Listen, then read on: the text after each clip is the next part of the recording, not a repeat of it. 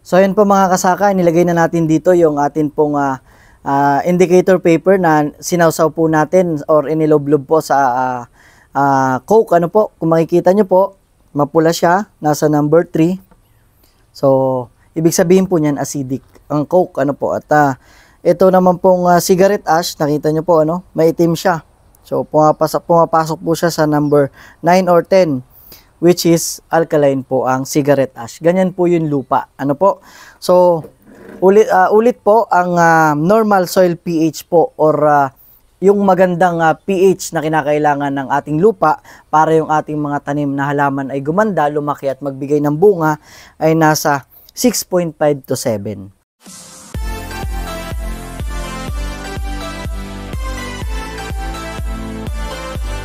Isang magandang araw na naman po mga kasaka. Kamusta po kayo? Ako po muli ito, ang inyong agriculturist. Sumasaludo sa magsasakang Pilipino para sa Pilipino. So ngayong araw po mga kasaka ay gusto ko pong ipakita sa inyo ang dalawang magagandang ginagawa po ng atin pong Cocolibidal fertilizer. Ang atin pong Cocolibidal fertilizer ay na-vlog ko na rin po, ano, at kung hindi nyo pa po napapanood ay ilalagay ko po sa comment section at saka sa description ang link. Ano po? Ang Cocolibidal po ay isang granular fertilizer na meron pong NPK na 15-5 at bukod po dyan ay napakarami pong special nutrients na tinataglay. Kabilang na po dyan ang fish amino acid, meron din po siyang bacillus, meron din po siyang mga rot promoter at ang isa pong maganda ay meron din po siya ng molasses fermentation na napakaganda po ang naitutulong sa atin pong mga halaman.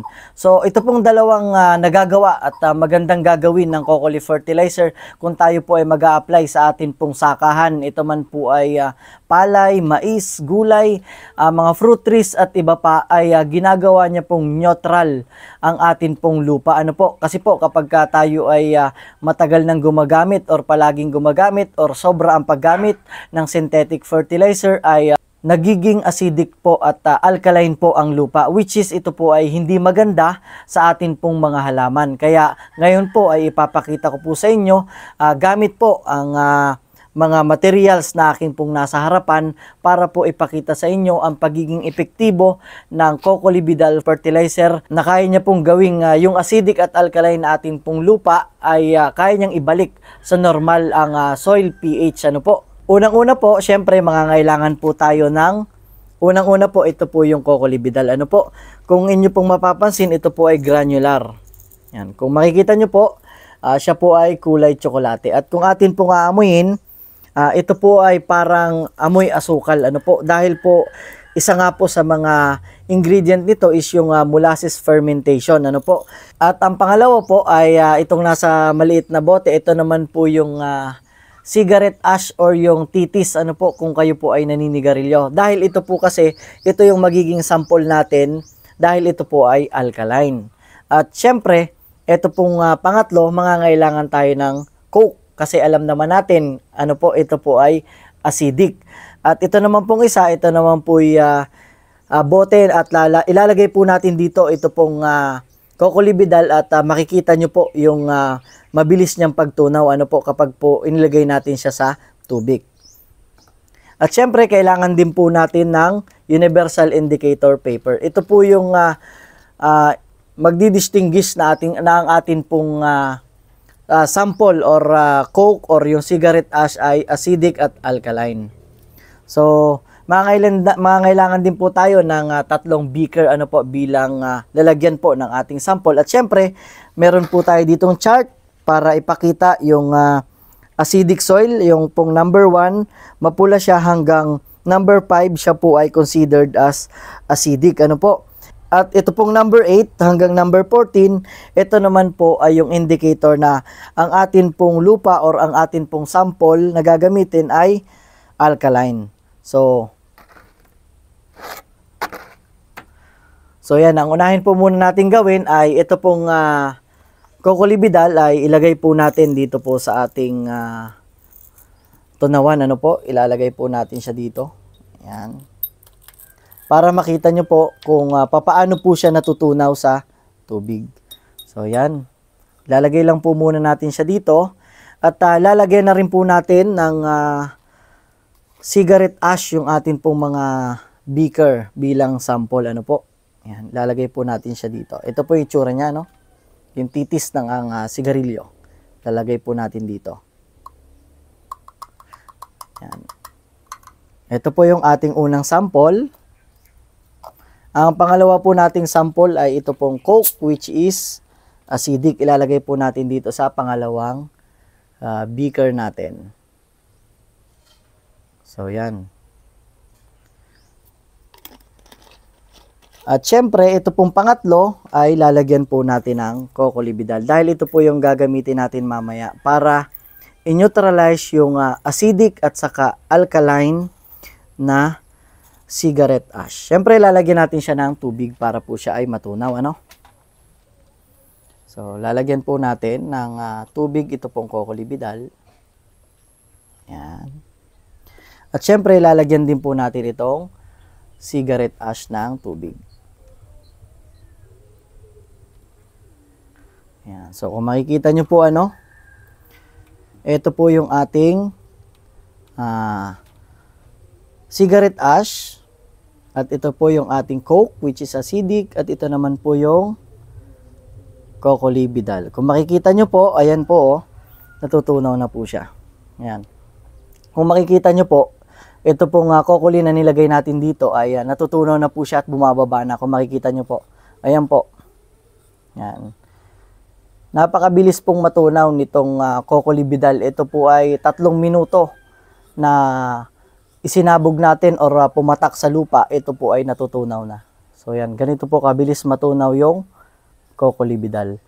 Ito pong cocolibidal ay hindi lang po ito granular fertilizer, ano po mga kasaka. Ito po ay kauna-unahan po na pwede nating gawing foliar fertilizer. Ibig sabihin po niyan, tutunawin po natin ito sa tubig kung meron po tayong kalahating kilo hanggang 1 kilo. Ay tunawin po natin yun sa isang drum. Yung kulay blue po, yun po ay 200 liters. At pwede na po nating i-spray yun sa atin pong sakahan. Ito po ay palay, gulay, mais. Kahit po sa mga fruit trees ay pwede rin po yan. At kung ito po ay gagamitin naman natin as broadcast side dress, pwede rin po. Kung tayo po ay nagsasaka ng palay or anuman, ay mangangailangan lang po tayo ng 1 hanggang 2 bag po nito. Kung tayo naman po ay hindi gumagamit ng mga synthetic na abono, pwede po tayong gumamit ng 4 hanggang 6 na bag po nito ng cocolibidal. So yan po, ano. Kitang-kita po natin, ano, natutunaw na.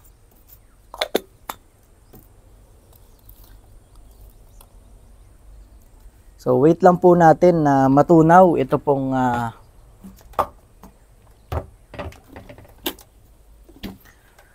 Siyempre, para mabilis po ay haluin natin po itong cigarette ash para ma-mix po ng ayos dito po sa tubig, gano. Ito pong Coke, hindi na natin yan kailangang haluin. Ito pong cocoli, haluin din po natin para mas mabilis. Ay nakikita nyo po, ano, yung kulay ng tubig niya kapag po nahalo na yung cocoli ay para po siyang iced tea ang kulay niya. So yan. So, gamit po itong indicator paper, ito po ay isasawsaw natin dito po sa cigarette ash na nakalagay, na minix natin sa tubig dito po sa Coke, at ang pinakalas po ay ilalagay po natin sa cocolibidal kung merong magbabago. So, balik po tayo dito sa chart.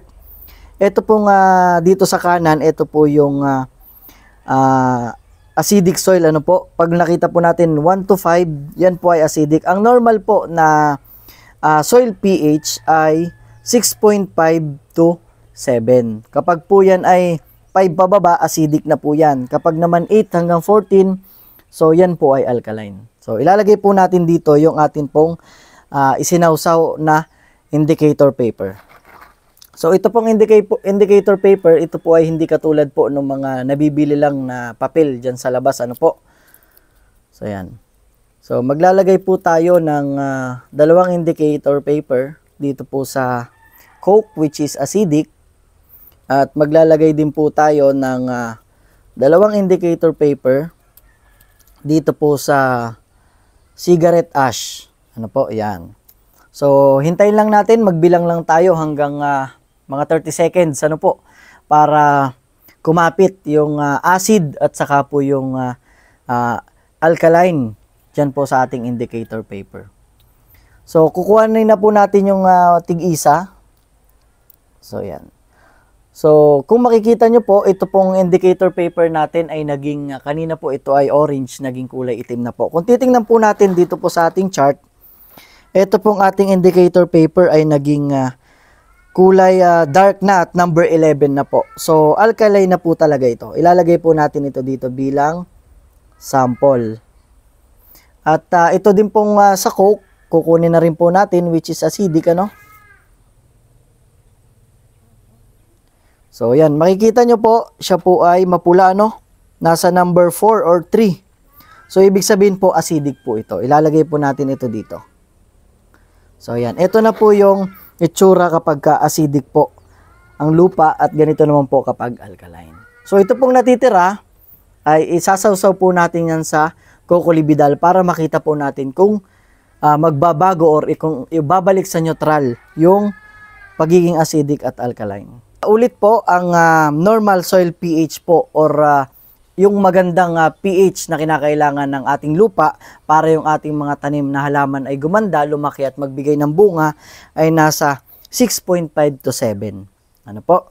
So, ang gagawin na po natin ngayon is ito pong itong indicator paper na niloblob natin dito po sa Coke ay ilalagay po natin dito sa kokolibidal.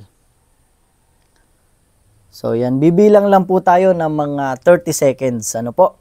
So, makikita nyo pa rin po, tuloy-tuloy pa rin po yung tunaw nitong kokolibidal. Ano po? Itong nilagay po natin dito.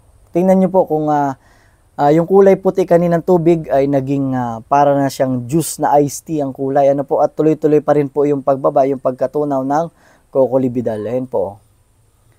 So, ganito po kabilis matunaw yung kokolibidal kapag po ito ay ginamit natin sa ating sakahan sa atin pong palayan. Ano po? Pwede po itong side dress or pwede rin po itong i-mix sa mga synthetic na fertilizer. Sa isang hektarya po, 1 hanggang 2 bag lang. Ang recommendation po namin ng timing ay 1 sa unang pag-apply ng abono at saka sa huling pag-apply or yung top dress kung sa palay. Ano po? So, yan. So, kunin na po natin ito pong sinawsaw natin dito po sa kokolibidal. Ano po? So, makikita nyo po ay hindi na po siya ganun kapula. Kung makikita nyo po yung ayan o, pagtabihin po natin yung alkaline, yung acidic na indicator paper which is hindi po natin ito isinawsaw sa kokoli. Ito naman po yung sinawsaw natin sa kokoli. Ano po? So, kung mapapansin nyo po, very, very light na po yung kulay niya, no? Yan, pasok na siya sa number 6, which is normal soil pH na po siya. Ilalagay po natin dito sa tabi niya. So, makikita nyo po, ano? Napakalaki po nung sinawsaw natin sa Coke, which is acidic nga, at yung sinawsaw natin sa Coke, tapos inilagay po natin sa kokoli. So, naging normal na po yung acidic, naging neutral na po, ano? At ngayon naman, ito naman pong sa cigarette ash, ilalagay naman po natin ito dito sa kokoli. So, ano po ba yung kagandahan kapag yung atin pong taniman or yung ating sakahan, yung ating pong lupang sinasaka ay hindi acidic at saka alkaline? Siyempre, kapag acidic po ay yung lupa or yung atin pong palay or yung atin pong mga halaman ay hindi po maganda yung paglaki. Kung sa palay po, hindi makapagsuwi ng maganda at nababansot po siya at kapag hindi po siya makapagbigay ng magandang bunga, magandang ani. So sa pamamagitan po ng paggamit ng kokolibidal ay naibabalik po yung sigla or yung pagiging produktibo ng atin pong lupa. Sabi nga po, ang lahat ay nag-uumpisa po sa lupa. Kung maganda po ang lupa, maganda ang atin pong variety na itinanim ng halaman, maganda rin po ang ating ani. Kaysa sa kahit po gaano kaganda yung atin pong itinanim, kung yung lupa po na atin pong pagtataniman ay hindi maganda, kung ito ay acidic or alkaline, ay hindi magiging maganda or hindi magiging madami yung ating aanihin. So, kunin na po natin ito pong inilagay po natin dito sa Cocolibidal, ano po. So makikita nyo po, ayan, itatabi po natin siya dito sa atin pong kanina, ano po. So pansin nyo po, ano, yung cigarette ash which is alkaline is dark po siya. Pero dahil isinawsaw po natin sa Cocolibidal ay ganito na po yung kanyang kulay, which is number 7 or number 6. So ibig sabihin po na neutralize na po yung pagiging alkaline ng cigarette ash. So yan. So makikita nyo po, ano, from acidic naging normal na po yung pagiging acidic niya. Ano po? At dito naman from alkaline, nakita nyo po ay nasa number 6 or number 6 na po yung kulay niya.